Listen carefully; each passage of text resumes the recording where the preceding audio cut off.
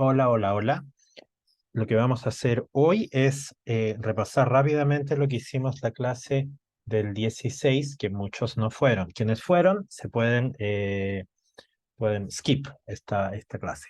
Lo primero que necesitamos es tener un archivo que se llama data06 rayita abajo r.csv en el directorio o folder o carpeta donde están sus cosas en Spider. En ese caso, la mía está aquí, que dice home, pato, pato, such, etcétera, etcétera. Ya no veo porque la presbicia es mucha. Tienen que ponerlo ahí, ¿ok? En la clase, muchos de ustedes no entendieron lo que sabía que significa, lo que significaba folder, carpeta o directorio.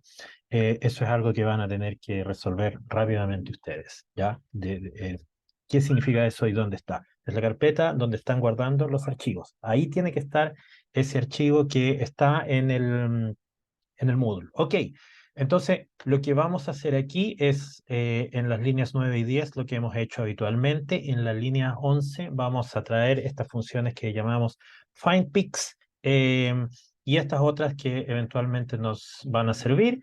Entonces aquí vamos a crear, fíjense, data va a llamar una función que se llama genFromText, va a traer lo que esté en ese archivo. Ese archivo es un archivo de texto, se llama CSV porque significa Comma Separated Value. Son valores separados por coma. Es como una tabla Excel, pero en texto, ¿ya?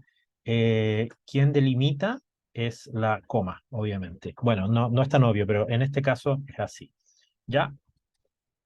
Lo corro y, ups, no pasa nada. Oh, aquí había muchas cosas. Vamos a borrar. Ahí apareció data. Entonces, ¿qué cosa es data? Data tiene, fíjense, 25.000 filas, 11 columnas. Yo sé lo que es esto. Esto es un archivo que yo tomé hace mucho tiempo. Es una neurona disparando potenciales de acción. Hay 11 pasos de corriente en cuales la neurona se va a depolarizar y va a disparar potenciales de acción.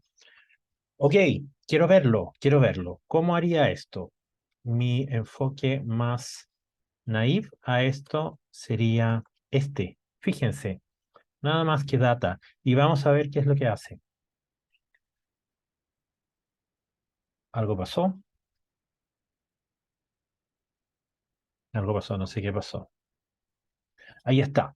Entonces, fíjense, esto empieza en el 0 y termina en el 25.000, whatever. Esos son los puntos, no es el tiempo, son los puntos. El delta entre punto y punto, recuerden, necesitamos calcularlo para transformar esos puntos en tiempo. Cada uno de estos colores significa un, un, un disparo o un sweep, decimos nosotros. Ya, entonces vamos a graficar uno. Piensen cómo hacemos para graficar la primera columna. 25.000 filas, 11 columnas. ¿Cómo hacemos para graficar la primera columna? Pausa y piensen. Listo, ya pensaron. Entonces tenemos que decirle ese símbolo que es todas las filas y la columna cero. Ahí está. Ese fue el primero. La columna uno. Ok, la columna 2. Ok, entonces si se fijan, cada vez hay más potenciales de acción. Aquí hay más o menos 7, aquí hay 5, afuera está el perrito ladrando, no sé si lo escuchan, y aquí hay 2. Cada vez que depolarizamos más y llegamos al umbral y disparamos más potenciales de acción. Esto es lo que hace una neurona. A mayor input, mayor output, aumenta la frecuencia de disparo. Listo, fácil y bonito. Pero aquí tengo varios problemas. Y el primer problema es que quiero pasar esto a tiempo. Entonces, ¿cómo hago esto del tiempo? Habitualmente, yo sé cuál es la frecuencia a la que obtuve estos datos. La frecuencia son 25.000, 25 kilohertz. Aquí dice 100, 25 kilohertz. ¿Cuál es el de t? El de t es 1 sobre la frecuencia. Ahora tengo que hacer un array tiempo, ¿cierto? Entonces, ¿cómo se hacía un array tiempo? Hay varias formas de hacerlo. Hemos estado usando esta. Vamos a ir desde 0 hasta el número de puntos por el dt. Ese va a ser el tiempo final. Entonces, el número de puntos por dt. dt. ¿Cuál es el número de puntos? Es el número de filas. O sea, np shape data. Ese valor es el número de filas. ¿Cómo sé yo eso? Fíjense lo que estoy haciendo. Eso es. Si yo le quito, el primero es el número de filas y el segundo es el número de columnas. Perfecto. Y ahora aquí finalmente tengo que decirle cuántos puntos voy a tener. Voy a tener ese número de puntos. Y tengo que poner una coma, por supuesto. Ok, y ahora, listo. Vamos a ver si funciona. Perfecto, eso es. Eso es lo que queríamos. Pero ahora esto está demasiado, fíjense, esto está ahora en segundos. Esto empieza más o menos en 100 milisegundos, termina más o menos en 400 milisegundos. Vamos a decirle xlim desde punto 1 a punto 4. Oh, qué cosa más interesante es lo que ha aparecido ahí. Entonces ahora podemos ver esto con mayor, eh, podemos verlo un poco más grande, ¿cierto? En el eje del tiempo. Vamos a ponerle 35, 150 milisegundos. Ahí se ve bastante mejor. Ya, pero lo que quisiéramos hacer nosotros es ver todo este experimento, ¿cierto? No solamente uno de estos. Entonces, vamos a hacer un subplot en el que vamos a graficar hagámonos la vida fácil, vamos a graficar los tres primeros, ¿ya? Entonces, ¿cómo hacemos para graficar los tres primeros en una sola columna, por ejemplo? Pongan pausa y piensen. Listo, pensamos. Entonces vamos a iterar, vamos a hacer un loop for en el que vamos a ir 0, 1 y 2. Esos van a ser los tres primeros, ¿cierto? Entonces, for i in range 3, porque eso va a ir entre 0 y 2.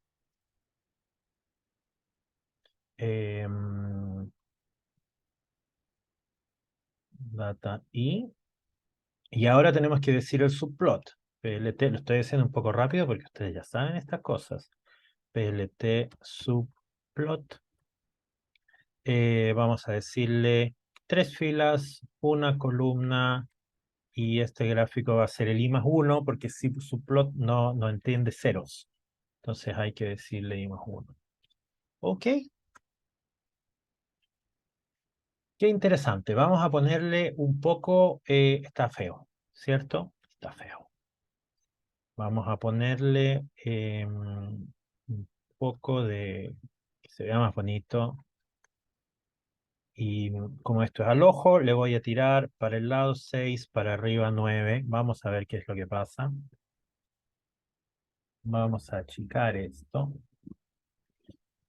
Súper interesante porque el de arriba es el primero. Entonces, ¿cómo yo puedo identificarlos? Entonces, aquí en plot, ¿cómo lo puedo hacer? Le pongo label, ¿se acuerdan? Entonces le vamos a llamar label. Label va a ser I. Y aquí, perdón, voy a poner legend.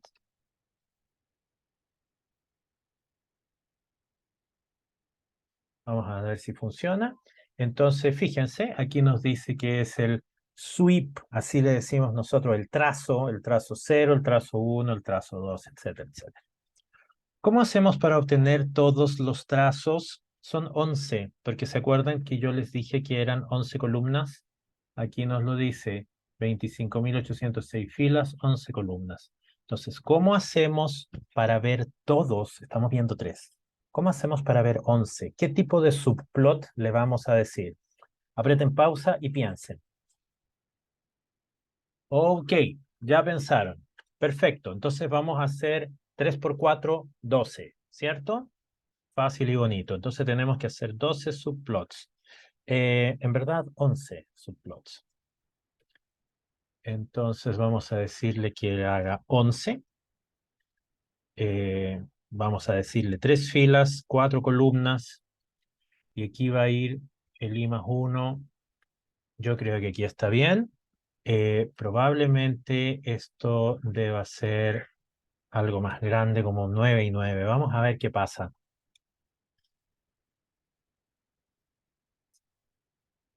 Entonces, con su permiso, voy a agrandar esto. Entonces, fíjense, allá arriba a la izquierda donde se mueve mi mouse está el primero, disparó 2 potenciales de acción, el segundo disparó 5, el tercero disparó más y más y más y más. ¿Mm? Perfecto, entonces ahí tenemos todo el experimento. Pasaron cosas interesantes. Al menos pasaron dos cosas. Uno, aumentó el número de potenciales de acción, ¿cierto? Eso es evidente en la primera línea. Dos, cambió el intervalo entre potenciales. Fíjense aquí, ese intervalo es pequeño y ese intervalo, el segundo intervalo es más grande, es más grande, es más grande. Fíjense en estos casos, aquí se puede ver, los intervalos son muy pequeños y luego los intervalos se van agrandando. Eso se llama adaptación de frecuencia en fisiología. ¿Por qué ocurre? Inactivación de canales de sodio. También hay otro tipo de adaptación. Fíjense el máximo aquí donde está mi mouse. El pico del primer potencial de acción es más grande que todos los otros.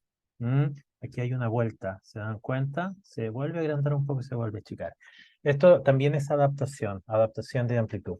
Y esto también es una propiedad de los canales de sodio.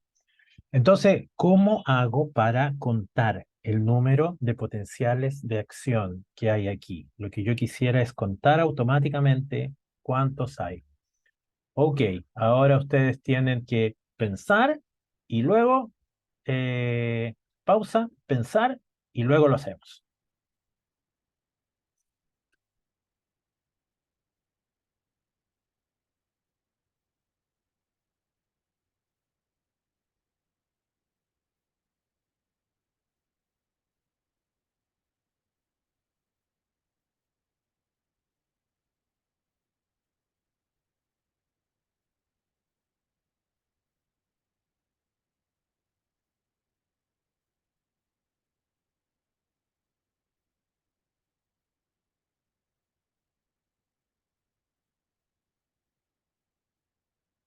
Perfecto. Entonces lo que tenemos que hacer es usar a nuestra conocida función findPix. ¿Dónde la vamos a usar? En cualquier lado.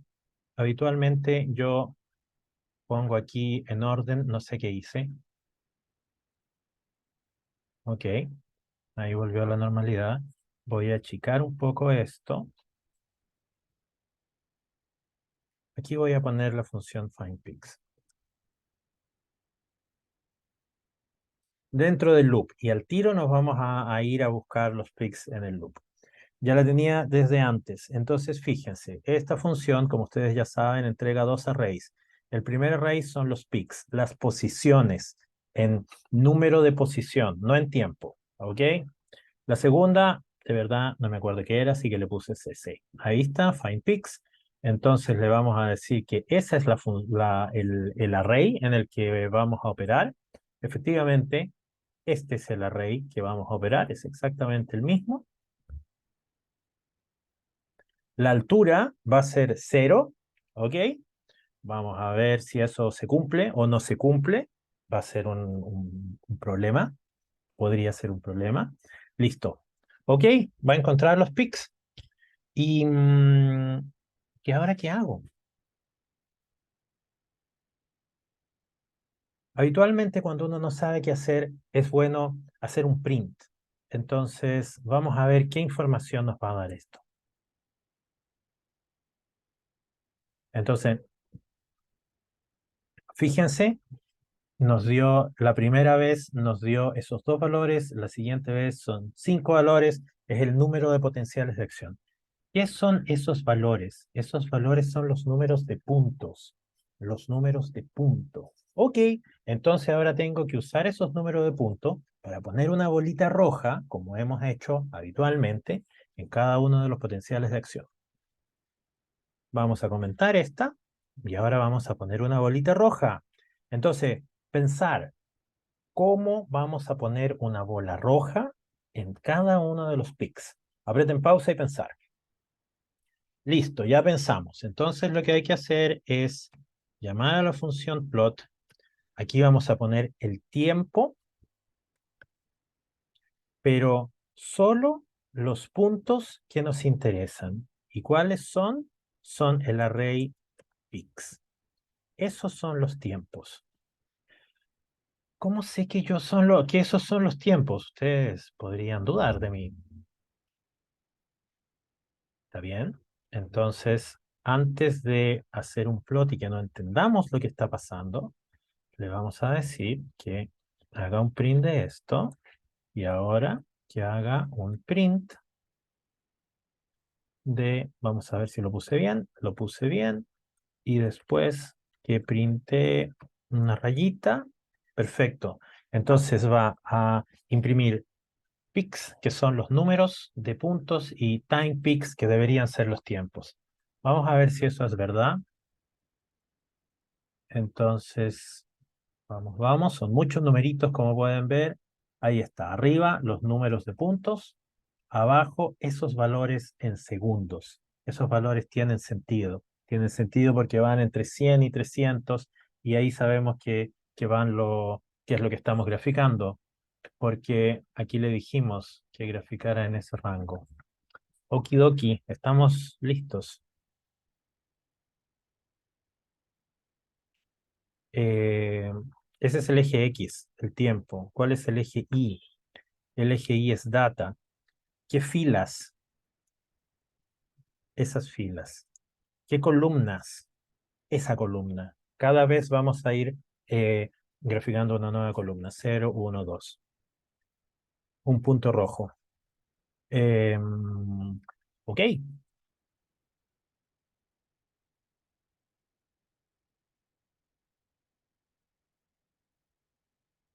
Muy interesante lo que graficamos. Si se fijan, al menos al ojo, aquí arriba se ven dos potenciales de acción, etcétera, etcétera.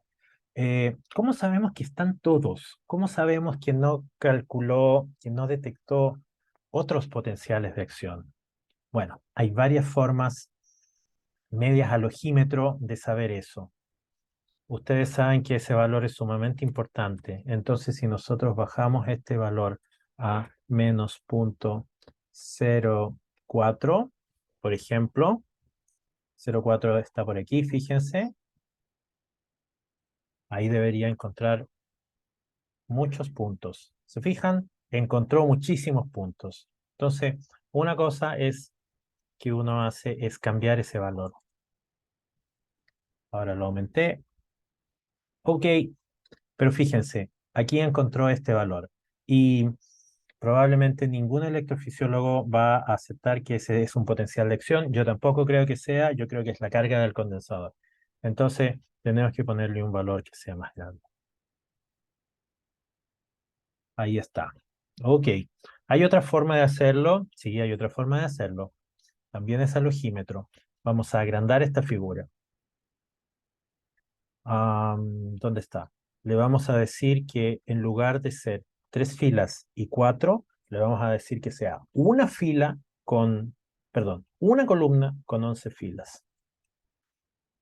11 filas, una columna. Va a quedar algo bastante difícil de mirar, ¿cierto? No, no quedó tan difícil de mirar. Y ustedes pueden guardar esto. Aquí Save Plot As, por ejemplo, es la forma FOME. Entonces, como pueden ver, efectivamente detectamos cada potencial de acción. Excelente. Volvamos a nuestra forma anterior. Voy a apretar Control Z. Ok. 3 y 4. Espero que haya funcionado. Y lo último que quiero hacer es calcular, ahora graficar el número de potenciales de acción en función de la corriente. No sé cuál fue la corriente que apliqué, así que voy a graficarlo en función del número de trazo, 0, 1, 2, 3, 4. ¿Ok? Entonces, lo que quiero graficar es número de potenciales de acción en el Y versus número de trazo en el X. Pongan pausa y piensen cómo hacerlo. Ok, como ya se les ocurrió, vamos a usar este pedazo aquí, el subplot 12, para hacer ese cálculo, ese dibujo. Entonces, antes de eso tenemos que decirle dónde plt subplot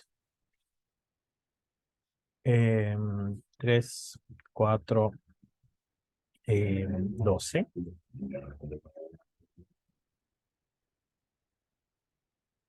¿Qué es lo que vamos a graficar aquí? En el eje X tenemos que graficar desde 0 a 10, ¿cierto? O sea, podríamos decir range 11. Esa es una posibilidad. En el eje Y ¿cómo hago para contar cuántos potenciales de acción hay? Muy fácil, ya lo conté. Em, ¿Se acuerdan que este array pix, la longitud de ese array es el número de potenciales de acción? Entonces, ahí está. Y le voy a decir que esto sea un círculo negro. Vamos a ver si lo escribí bien y no escribí una cabeza de pescado.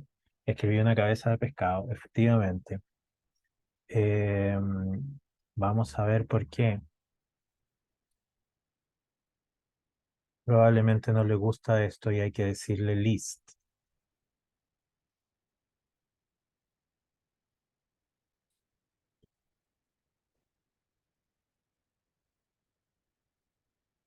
Estoy teniendo un problema de principiante, ¿cierto? Dice que está, ok,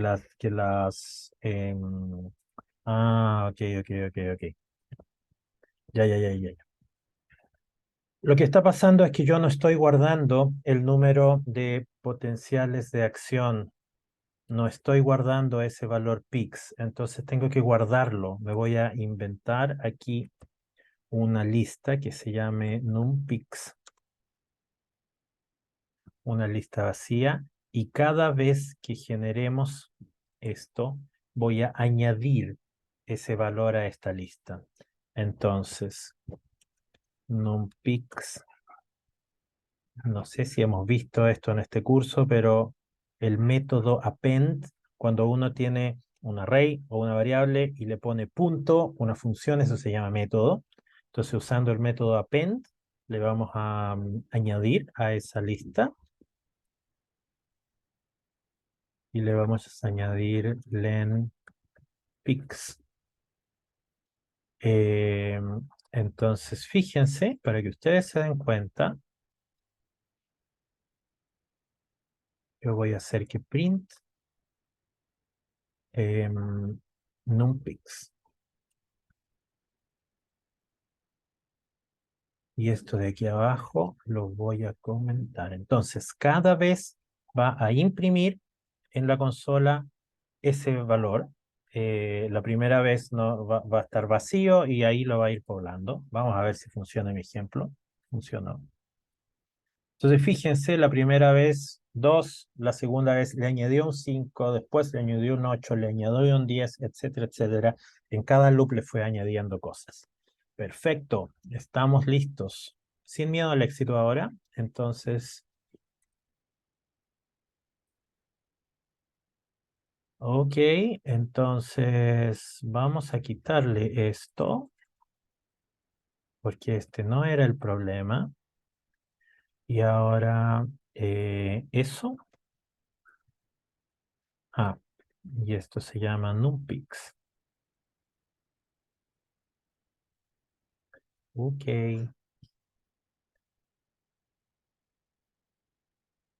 No sé, algo pasó.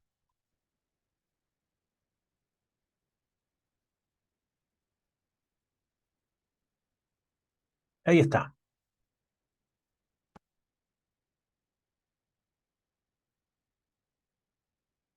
Entonces, fíjense, ahí está mi función. Yo podría poner una rayita, por ejemplo. Se demora, ¿ah? Se demora. Ok, entonces, lo que hemos hecho, hemos tomado esta función, hemos tomado estos datos, hemos calculado el número de potenciales de acción y ahora finalmente graficamos esto que en la vida real se llama curva input-output.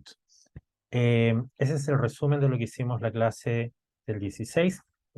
Hicimos algo más que lo vamos a ver en el siguiente video porque necesita un poco más de explicación. Chao, chao.